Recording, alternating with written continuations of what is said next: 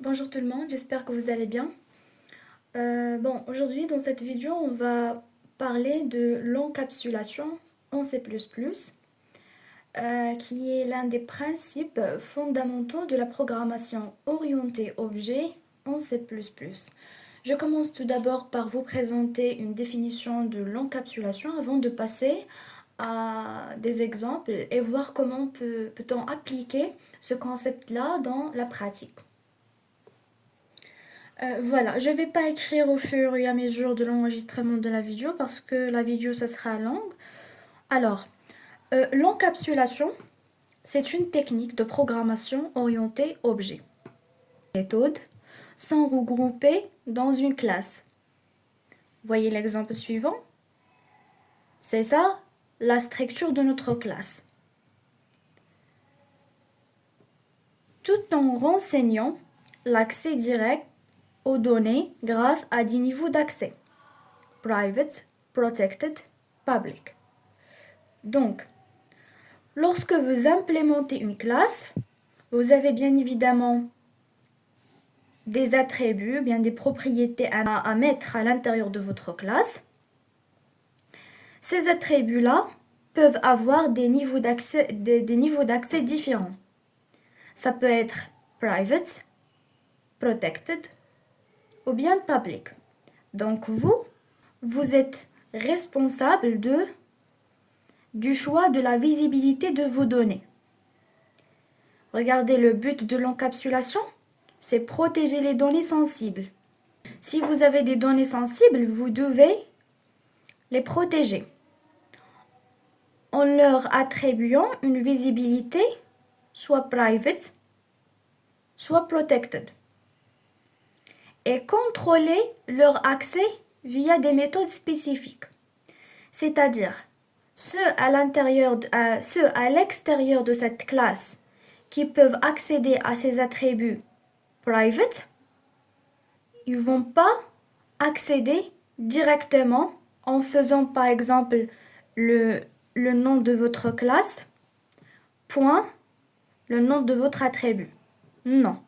On a des méthodes spécifiques appelées getters pour accéder à la valeur de l'attribut ou bien de la propriété et des méthodes setters pour modifier la valeur de la propriété. D'accord? Donc c'est ça, j'ai essayé de vous donner juste une petite idée générale sur l'encapsulation. Je passe maintenant à vous montrer comment l'appliquer en pratique. L'exemple que j'ai choisi de vous présenter, c'est l'exemple du rectangle. On va essayer tous ensemble de créer une classe rectangle. Alors je vais au fur et à mesure vous poser des questions, essayer de répondre à ce qu'on savait. On va créer une classe rectangle. On va commencer par assigner à cette classe quelques attributs. Quels sont les attributs, à votre avis, qu'on peut attribuer à cette classe? Donc, on peut choisir de mettre la longueur et la largeur. D'accord? Et vous pouvez choisir le type que vous voulez, soit float, soit int. D'accord? Bien double. Voilà. J'ai décidé de mettre int length et int width. Alors, pour appliquer le concept de l'encapsulation, je vous dis maintenant que je veux protéger ces données-là. Qu'est-ce que vous allez faire pour appliquer l'encapsulation? La réponse, puisque je vous ai dit que je veux protéger ces données, vous allez bien sûr mettre private, c'est-à-dire vous allez rendre ces attributs-là privés, des attributs privés. Donc j'ai ajouté ici le mot-clé private pour rendre mes attributs privés, parce que je veux protéger mes données. Donc voilà, en pratique, on peut définir les données comme private. Comme j'ai dit, ici, le but de de l'encapsulation, c'est protéger les données sensibles. Maintenant, essayez de créer un constructeur pour initialiser les attributs. Essayez de créer le constructeur avant de voir la réponse. Voilà le constructeur avec le nom de la classe rect. Entre paramètres, on a deux paramètres, pardon. L pour la longueur et W pour la largeur.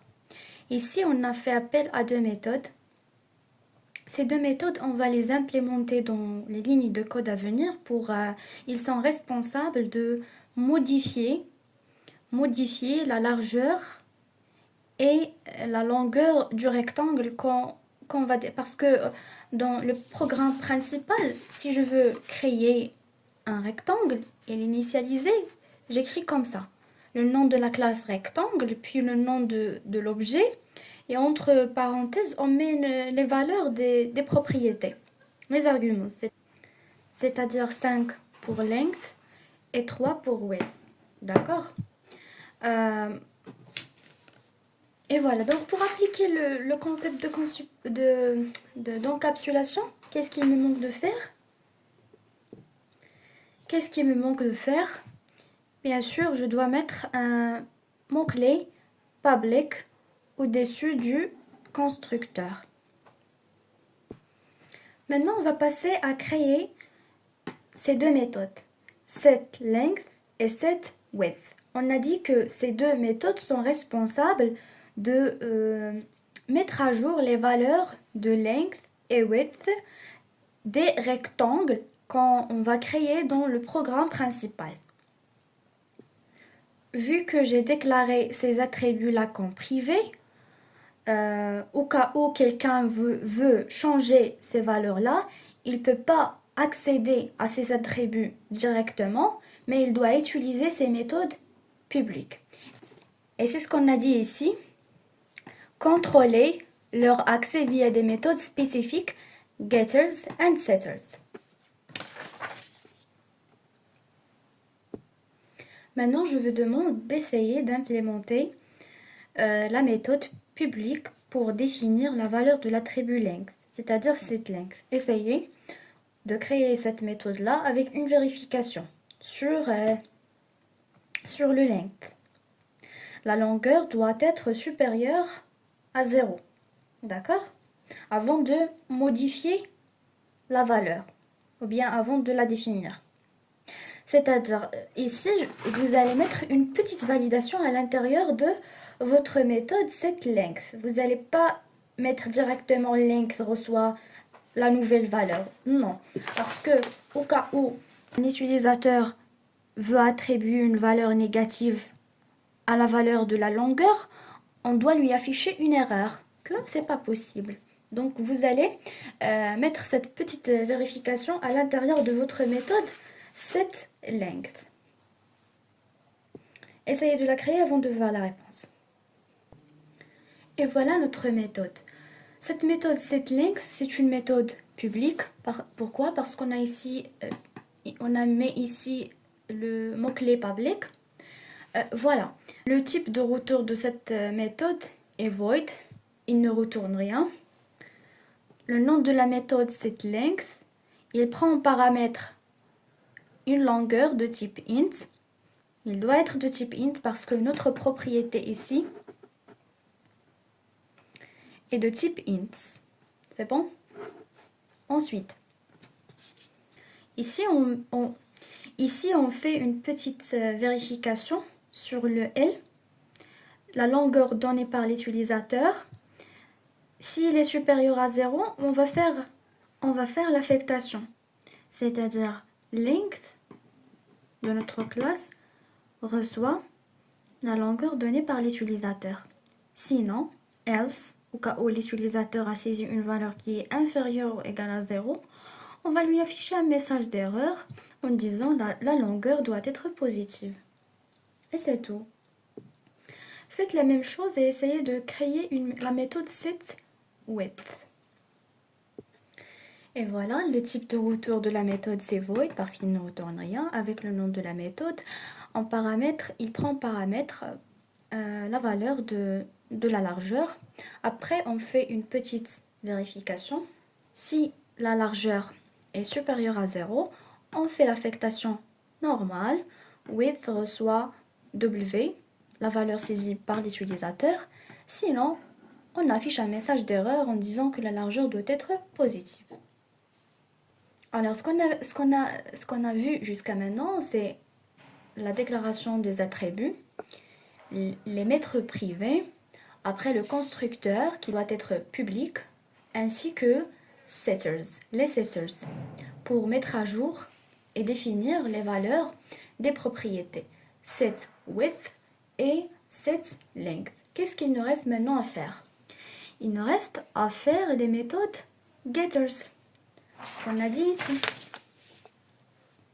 Contrôler leur accès via des méthodes spécifiques, getters and setters. On a fait jusqu'à l'instant les setters, on passe maintenant à faire les getters. Alors essayez de créer ces deux méthodes, la méthode getWidth et la méthode getLength, sachant que leur nom, lorsqu'on dit get, ça veut dire donnez-moi la valeur stockée dans l'attribut.